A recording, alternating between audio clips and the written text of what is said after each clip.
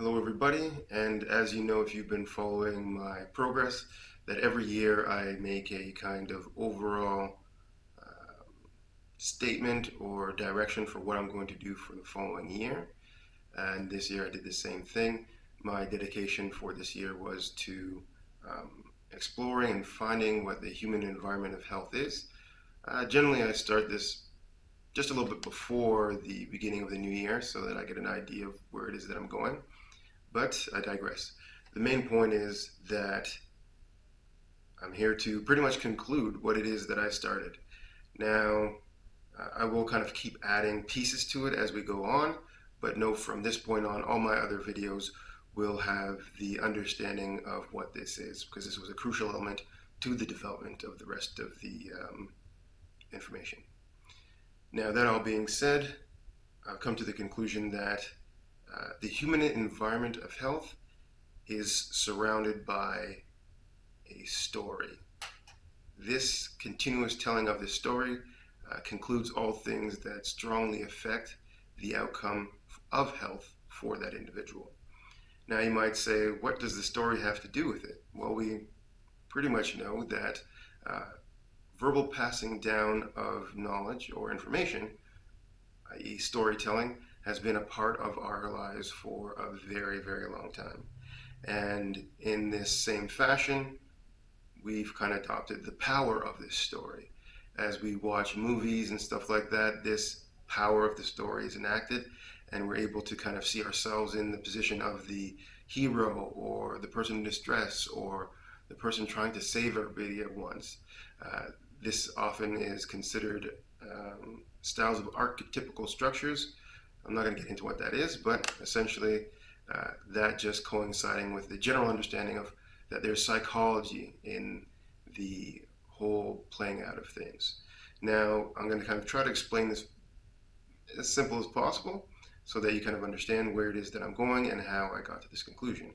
So, indirectly, you need to know that I came to this understanding of self-care from a very physical body practice, right? So I did exercise prescription for many years and then slowly started moving towards this self-care ideal. And that being said, I noticed that in the body there's very specific structures or sequences that it abides by, right? So we all know the fight or flight, and then we have the rest and digest. They're two opposing things, and when one's triggered, the other one is triggered to reduce that one, essentially, and it goes like that. Same thing in muscles. For a muscle to contract, one has to relax. The one on the back has to relax, while the one on the front contracts. So we have this kind of off and on kind of moral to that whole story, as well as we can say a kind of yin and a yang, two sides of the same thing, but they're connected in the way that we need both to be able to identify what one is from the other. Now, in the same way, let's move to the model of the mind, right? So we just started with the body. Now let's do the mind. Now, can we say things are very kind of off and on with the mind? Is it this way or that way?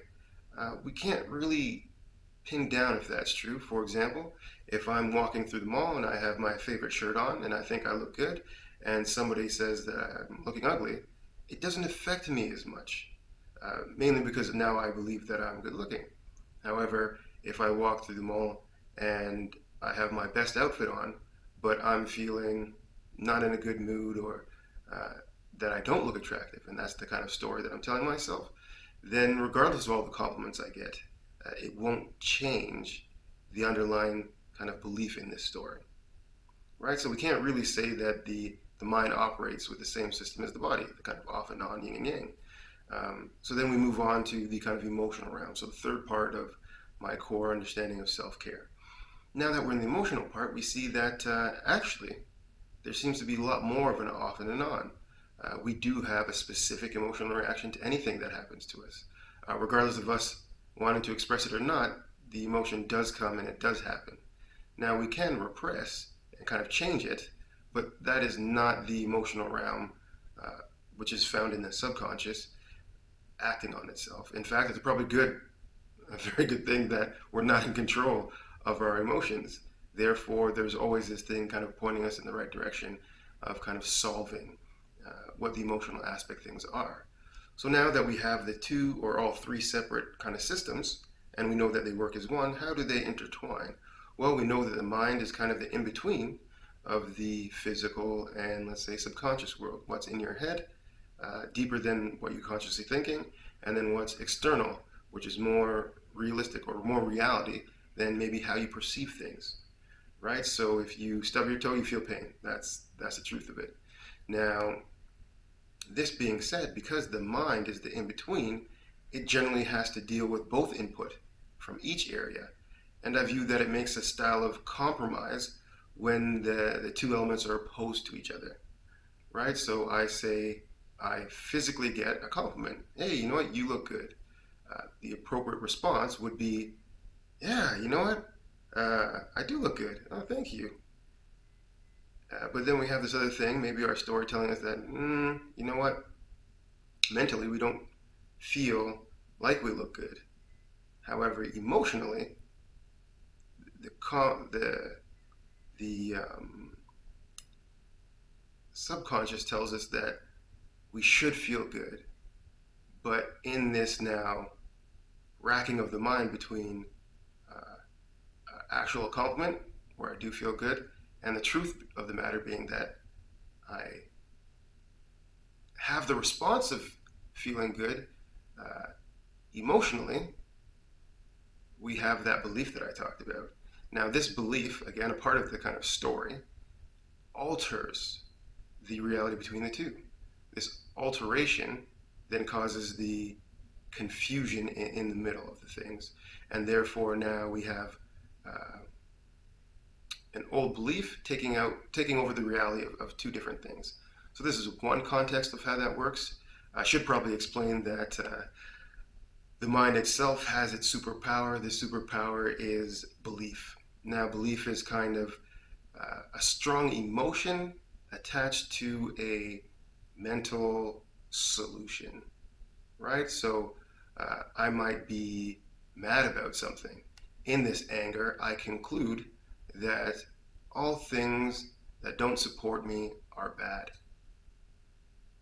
right?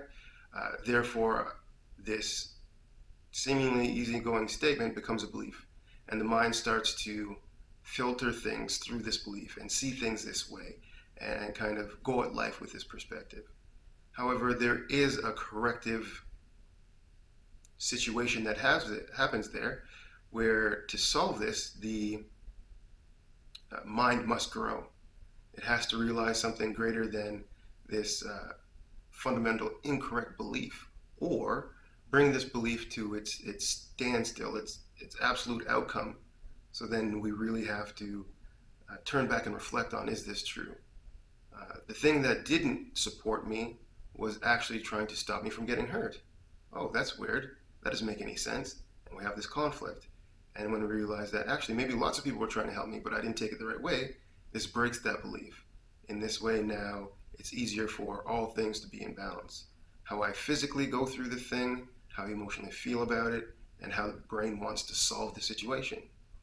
Right? So the brain is always trying to look for a solution between emotional and physical. Now, again, if we have a belief, which is kind of a conclusion that the brain makes about emotion, then it becomes a little bit trickier. But as far as they are all together, it's pretty straightforward. And this is kind of part of the story of life. Now, time is also a key factor, as I said earlier in my videos on this, in things. But then again, the story denotes the amount of time. So time is kind of a concept. And as we are happy, time tends to fly. And if we are sad, it tends to prolong and slow down. Therefore, we can't say that there is a very solid grounding on this thing. So the only time that time becomes a factor is generally when we're not happy with something that's happening, and or we perceive that something should happen faster than it actually can happen. But this again is that belief system coming in, which is the emotional aspect of something. I feel pressure to get it done by this time, therefore it should be done by this time. And the physical reality of things, well, it can't be done by that time. It's just impossible. You don't have the ability to make that happen, maybe yourself. And therefore, we have the two things kind of pointing to the exact same reality, but the mind having a hard time finding that solution, the in between of those two things. So, this is kind of a brief outline of how the story goes. We all are in our own story, and our story dictates kind of how we go through life. However, we can change this story by the factor of growing, by kind of overcoming an old story and then starting fresh. The idea is that when we actually are able to overcome a challenge appropriately with the appropriate resources, so we don't have to have a compensation to do so, then the story starts again from the beginning, a new chapter, if you will, in the story. And in that way, we are able to not be haunted by past defeats or past situations, and we can look at things in a new light, and this new light being higher than our previous conclusions. So that way we don't kind of take away from our happiness before it actually happens. We allow the thing to be what it's going to be based on our new way of looking at life, and the brain starts collecting information on this new way of looking at life. I shouldn't be afraid of all things that don't support me. Therefore, when something doesn't support me, I have the ability to look into it more than having just a reaction to the situation, and therefore experience life on more likely a deeper level, because this information before was kind of suppressed in my subconscious based on that belief that I created. So hopefully that was easier to understand, but those are the concepts that go along with the story, and the environment of human health has to do with that story and is all about that story. And how we write it, thereby is the health process. And how we reflect on it, thereby is the health process. And how we proceed with it is thereby the health process. So we shouldn't get kind of boggled down into the physical, I did 10 push-ups a day, I ate right today, I said positive affirmations today. This is not really what we're trying to overcome. What we're trying to overcome is that belief system. Now, there are more pieces to this story, and I've made a list of them. Essentially, I think I might do a video on each separately, or I might just list them out. But this is the basic workings of that concept. Thank you very much for listening.